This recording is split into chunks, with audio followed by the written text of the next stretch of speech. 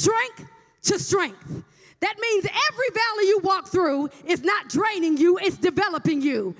Every tear that falls is watering the ground for a stronger harvest, and every step every step that you are taking toward God is adding weight to the glory and depth of your story. So the enemy thought the last hit was going to take you out, but instead it took you up to another level.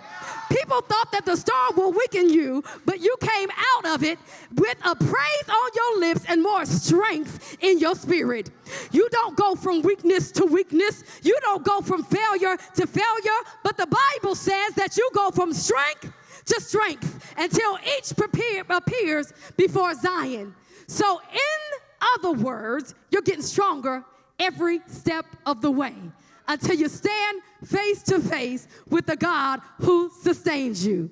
So the sons of Korah knew that it was only by the hand of God that they made it through their journey, and their journey wasn't about position. Their only goal was to get into the presence of the Lord. That's why by the time that we get to the 10th verse, they don't want the pulpit, they don't want the platform, they don't want power, they don't want influence, they don't want money, they don't want fortune, they don't want fame, they don't want success. They just want to be in proximity to the presence of the Lord. They want to be close to God, their deliverer. They want to be near him. So they said, better is one day in your courts than 1,000 elsewhere, because it's in his presence there is fullness of joy, and at his right hand there are pleasures forevermore. Because in his presence sadness can't hang around, because the joy takes over. Depression has to leave when you get into his presence,